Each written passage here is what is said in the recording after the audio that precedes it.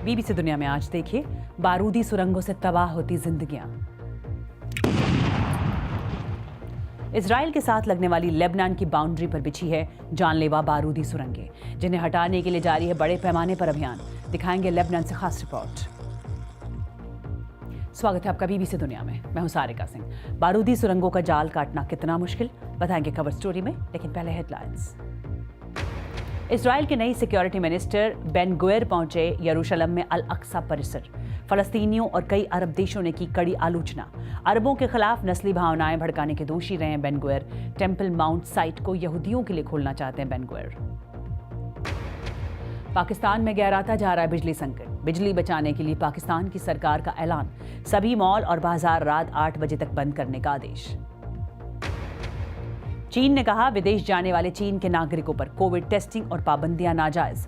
दी चेतावनी, चीन आने वाले विदेशी यात्रियों के साथ भी होगा ऐसा ही बर्ताव। चीन में कोविड संक्रमण बढ़ने के बाद दुनिया के कई देशों ने अपनाया है सख्त रवैया। दक्षिण कोरिया ने की उत्तर कोरिया की मदद की कोशिश। पिछले साल उत्तर कोरिया के लिए दक्षिण कोरिया ने दी $4 करोड़ से अधिक मानवीय मदद को मंजूरी, लेकिन ये जानकारी नहीं कि उत्तर कोरिया ने कितनी मदद कबूल की। दक्षिण कोरिया से मिलने वाली मदद को उत्तर कोरिया अक्सर करता रहा है खारिज। इनमें से कुछ अहम खबरों की चर्चा आज बीबीसी दुनिया में।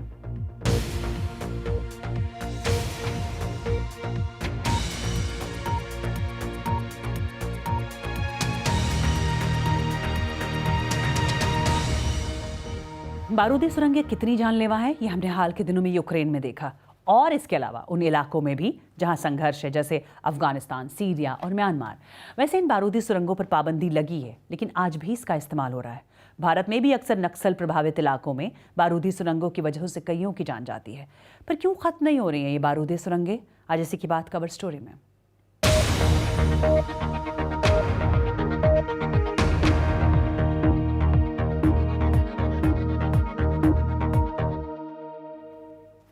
बारूदी सुरंगें बड़े पैमाने पर तबाही मचाती हैं और काफी लंबे वक्त तक ये एक्टिव भी रह सकती हैं।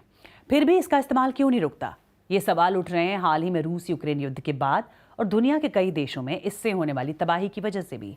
हाल ही में रूस यूक्रेन युद्ध में भी इससे बर्बादी का आलम दिखा। बारूदी सुरंगों ने कईयों की जान ली। वहां लैंडमाइन मॉनिटर ग्रुप एक कैंपेन ग्रुप है, जिसकी ताज़ा रिपोर्ट में कहा गया है कि सैनिकों को निशाना बनाने के लिए बारूदी सुरंगों का इस्तेमाल जारी है, जिसकी वजह से आम नागरिक भी मारे जा रहे हैं और कई जिंदगियां तबाह हो रही हैं। रिपोर्ट में कहा गया है कि रूस ने यूक्रेन पर पिछले साल हमले के बाद से अब तक कई बार बारूदी सुरंगों का इस्तेमाल किया। पिछले साल दिसंबर में अमेरिकी विदेश विभाग ने अनुमान जताया था कि हो सकता है यूक्रेन के 1,60,000 वर्ग किलोमीटर इलाके में रूस की बारूदी सुरंगें बिछी हों। और लैंडमाइन मॉनिटर ग्रुप का कहना है कि पिछले साल एक अन्य देश ने बारूदी सुरंगों का इस्तेमाल किया और वो देश है म्यांमार। ग्रुप का कहना है कि म्यांमार के हर हिस्से में बारूदी सुरंगों का इस्तेमाल बढ़ा है।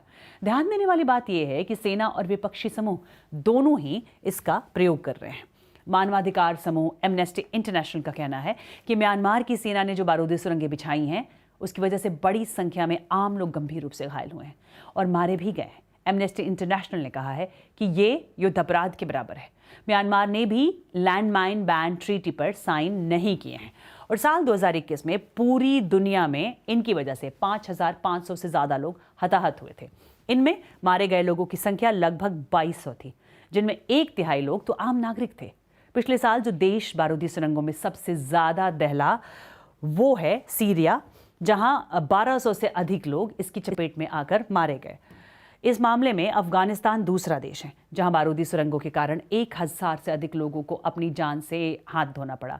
आज भी दुनिया में लगभग 60 देश और इलाके ऐसे हैं जहां जानलेवा बारूदी सुरंगें बिछी हुई हैं। और बारूदी सुरंगों से जूझने वाला एक और देश है लेबनान। लेबनान में हर दिन एक बड़ा डीमाइनिंग ऑपरेशन चलाया जाता है, जिसका मुख्य काम है ब्लू लाइन, यानी लेबनान और इजराइल के बीच बाउंड्री पर मौजूद बारूदी सुरंगों को हटाना है। ये 120 किलोमीटर लंबी एक बैरियर माइन फील्ड है, जहां 4 लाख से ज्यादा डिवाइस लगाए गए थे। देखिए बीबीसी संवाददाता एना फॉस्टर की ये ग्राउंड रिपोर्ट। 3, 2, 1 डिमोलिशन। पल भर में इंसानों को नुकसान पहुंचाने वाली 9 बारूदी सुरंगें नष्ट कर दी गईं। सालों से ये ज़मीन माइंस से भरी पड़ी थी। कई माइंस के बीच तो 1 मीटर का फासला भी नहीं था। इन्हें 1982 की जंग में इजरायली सेना ने बिछाया था। हर दिन माइंस को हटाने वाली टीम सावधानी से ज़मीन स्कैन करती है। वो माइंस का पता लगाते हैं और उसे नष्ट कर देती हैं। सुआद अब इसमें माहिर हो चुकी हैं। When I found the mine, I जब मुझे माइन मिलती है तो मैं चेक करने के लिए सुपरवाइजर को बुलाती हूँ और उसके बाद उसे उड़ा देती हूँ। make an explosion. आपने बड़े आराम से कह दिया कि आप उसे उड़ा देती हैं। Yeah. हाँ, क्योंकि 4 साल से हम ये काम हर रोज कर रहे हैं। ये खतरनाक काम है। लेबनान में साल 2001 से ही माइंस एडवाइजरी ग्रुप सक्रिय है। यहाँ अरब इलॉइज नाम के गांव से ही उन्होंने करीब 800 डिवाइस हटाए हैं। ये इजराइल के साथ लगने वाली राजनीतिक रूप से संवेदनशील बाउंड्री के ठीक साथ में है। इसलिए विस्फोटकों को नष्ट करने के लिए खास तकनीक इस्तेमाल में लाई जाती है ताकि बैरियर्स को नुकसान ना हो। माइनफील्ड के बीच ये रास्ता बिल्कुल साफ और सुरक्षित है। जमीन पर लगे इन सफेद डंडों के पीछे इस तरफ हरे भरे पौधे दिख रहे हैं, जिन्हें करीब 1 महीने पहले ही जमीन हैंडओवर करने के बाद लगाया गया है। पर देखिए इस जगह से ये कितना पास है। ये एक सक्रिय माइनफील्ड है जहां अब भी ऐसी माइंस भरी पड़ी हैं जो इंसानों और टैंकों को उड़ाने की क्षमता रखती हैं। और ये लोग यहाँ तेजी से फसल बो रहे हैं। लेबनान के आर्थिक संकट की वजह से लोग अनाज उगाने के लिए खाली जमीन की तलाश में रहते हैं। हम बहुत परेशान थे। जिस जमीन पर हम पले बढ़े हम उसका इस्तेमाल भी नहीं कर पा रहे थे। माइंस की वजह से हमें रुकना पड़ा। ये बहुत परेशान करने वाली बात थी। दुनिया भर में हर दिन बारूदी सुरंगों की वजह से करीब 15 लोग जख्मी होते हैं। मैं बेहोश हो गया था और जब मैं उठा तो मुझे अपनी उंगलियां नहीं दिखी, वो धमाके में उड़ गई थीं। जब हैदर अपने बगीचे में पौधे लगा रहे थे तभी विस्फोट हो गया। मैं उस वक्त की तस्वीरें अब भी संभाल कर रखता हूँ। वो सब बहुत भयानक था। मैं अपने हाथ खोने वाला था। वो काले पड़ गए थे, लेकिन शुक्र है अब वो ठीक हैं। लेबनान की 80% बारूदी सुरंगें हटा दी गई हैं, लेकिन हर साल उन्हें नष्ट करने के लिए मिलने वाले फंड्स घटते जा रहे हैं, जिसकी वजह से ये बता पाना मुश्किल है कि कब ये लोग दोबारा अपनी जमीन पर चल सकेंगे। पिछले ही महीने ओटावा ट्रीटी को 25 साल पूरे हुए हैं। हम इस ट्रीटी का जिक्र इसलिए कर रहे हैं क्योंकि इसमें सैनिकों को निशाना बनाने वाली बारूदी सुरंगों पर पाबंदी लगाई गई थी। इससे दुनिया की सबसे सफल निरस्त्रीकरण संधियों में से एक माना जाता है, लेकिन बारूदी सुरंगों से दुनिया अब भी मुक्त नहीं हो पाई है। ऐसे में इस लक्ष्य को साल 2025 तक हासिल करना आसान नहीं है। लैंडमाइंस ट्रीटी पर दिसंबर 1997 में दस्तखत किए गए थे। कुल 164 देशों ने इस समझौते पर दस्तखत किए हैं, लेकिन अमेरिका, रूस, चीन और भारत जैसी बड़ी ताकतों ने इस समझौते पर दस्तखत नहीं किए हैं। एक तरफ जहां लाखों बारूदी सुरंगें ऐसी हैं जिन्हें हटाना बाकी है, वहीं दूसरी ओर नई बारूदी सुरंगें बिछाकर नए संघर्ष की जमीन तैयार की जा रही है। बारूदी सुरंगों से निजात पाना दुनिया के लिए इतना मुश्किल क्यों है, बता रहे हैं ICRC के deputy head. Well, it's a difficult process. It's a labor-intensive, it's a time-consuming process. ये एक मुश्किल प्रक्रिया है। इसमें बहुत मेहनत लगती है। इसमें समय भी बहुत ज़्यादा लगता है। हालांकि बारूदी सुरंगों को बिछाना बहुत आसान है। वो अलग अलग तरह की होती हैं, लेकिन उनका पता लगाना चुनौतीपूर्ण होता है। फिर वहाँ से उन्हें हटाने में बहुत मशक्क़त लगती है। इसमें एक एक कदम फूंक फूंक कर रखना पड़ता है। जल्दबाजी की गुंजाइश नहीं होती। जहाँ तक दुनिया भर में बारूदी सुरंगों से छुटकारा पाने का सवाल है, कुछ देशों में हमने वाकई प्रगति की है। आज उतने देशों में बारूदी सुरंगें नहीं हैं जितनी 25 साल पहले होती थीं। इसलिए प्रगति तो हुई है, लेकिन चुनौतियां बहुत बाकी हैं। इसमें जितनी देरी होगी, बारूदी सुरंगों से निजात पाने में उतना ही ज़्यादा समय लगेगा। ऐसा इसलिए क्योंकि हाल के सालों में बारूदी सुरंगों का इस्तेमाल बढ़ गया है। ये वो चुनौतियां हैं जिनसे पार पाना अभी बाकी है। And these are challenges that still need to be addressed and will be part of the work moving forward. और एक ब्रेक के बाद वेस्ट बैंक में इस्राएली सेना की कार्रवाई पर उठते सवाल, ये देखेंगे एक ब्रेक के बाद।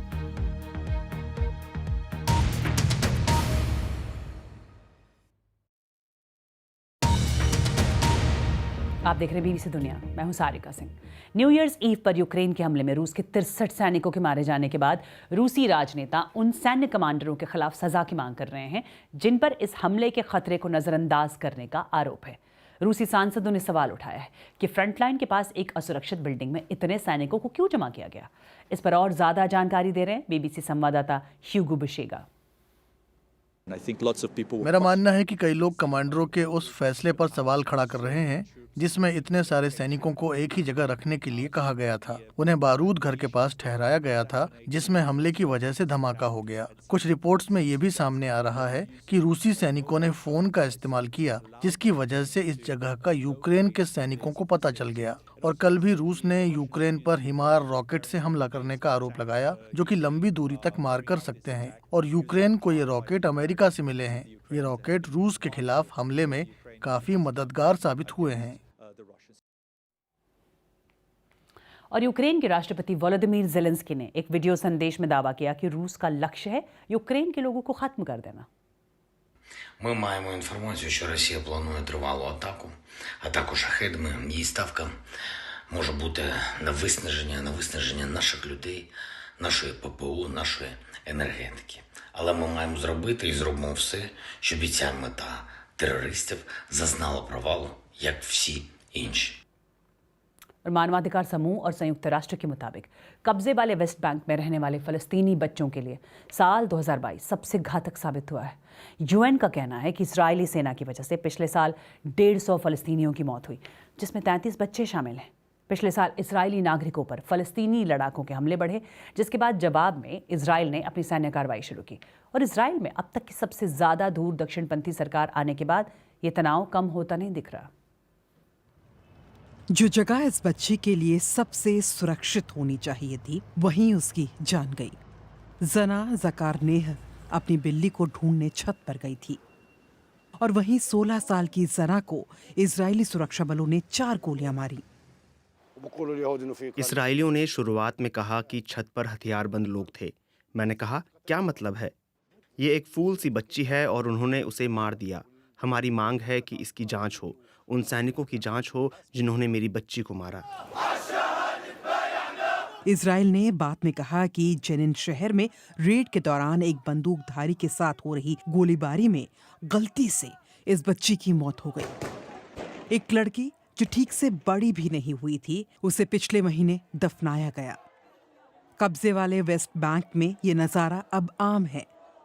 यहाँ संयुक्त राष्ट्र के मुताबिक पिछले साल इजरायली सेना के हाथों 33 बच्चों की मौत हुई और स्थानीय मानवाधिकार संगठन कहते हैं कि इजरायली सेना बेखौफ होकर काम कर रही है। फलस्तीनियों के खिलाफ लगातार आक्रामक कार्रवाई करने के बाद भी इसराइल को जिम्मेदार नहीं ठहराया जा रहा।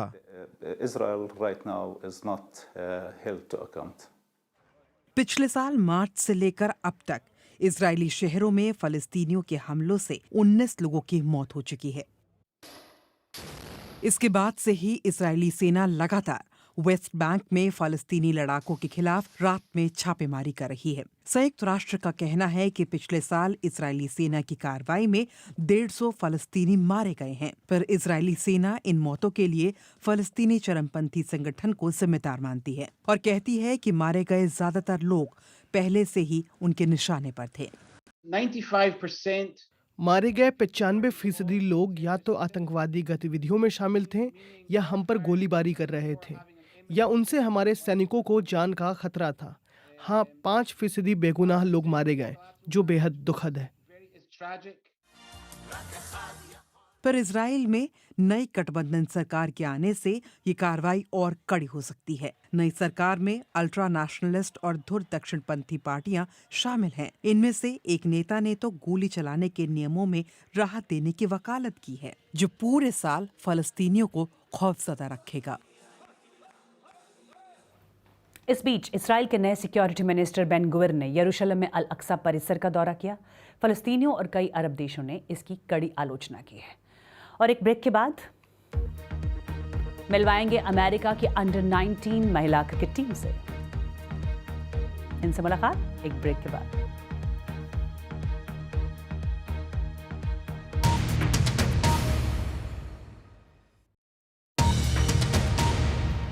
आप देख रहे हैं बीबीसी दुनिया, मैं हूं Sarika Singh. ICC women under 19 world cup के लिए अमेरिका ने 15 सदस्यीय टीम का ऐलान कर दिया है। पर इस टीम के खिलाड़ियों को पहली बार देखकर शायद आप भी कंफ्यूज हो जाएं। वजह है इस टीम में शामिल ज्यादातर खिलाड़ियों का इंडिया कनेक्शन। देखिए नवीन कुमार कंदेरी की ये रिपोर्ट।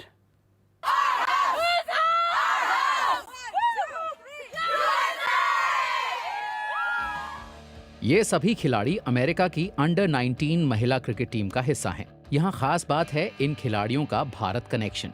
15 खिलाड़ियों में से ज्यादातर भारतीय मूल की हैं। यूएसए क्रिकेट बोर्ड ने इसी महीने दक्षिण अफ्रीका में होने जा रहे women under 19 T20 world cup के लिए टीम का ऐलान किया है। पहली बार अमेरिका की महिला क्रिकेट टीम ने वर्ल्ड कप के लिए क्वालिफाई किया है। बीबीसी ने इस टीम की कप्तान गीतिका और उप कप्तान अनिका से बात की। ये दोनों खिलाड़ी मानती हैं कि अमेरिका की टीम के लिए खेलना उनके लिए गर्व की बात है।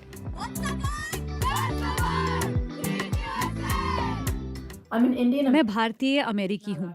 मेरे टीम के दूसरे साथी भी अमेरिका में ही जन्मे और पले बड़े हैं। परिवार, दोस्तों और अपने समाज से हमने भारतीय और अमेरिकी दोनों संस्कार सीखे हैं।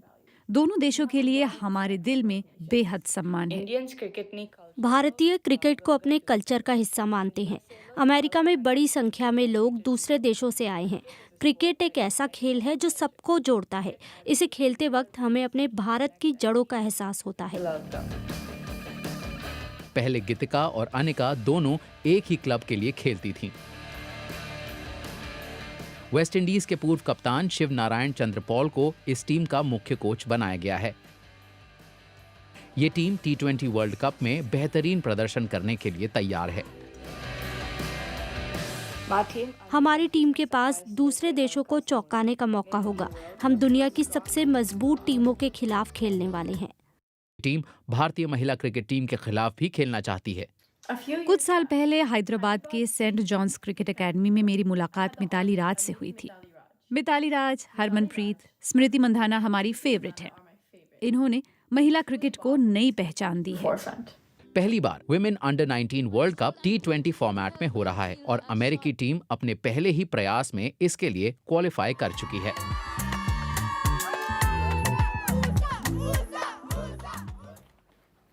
और आप मुझे ट्वीट कर सकते हैं @BBC सारिका पर। बीबीसी दुनिया में फिलहाल इतना है।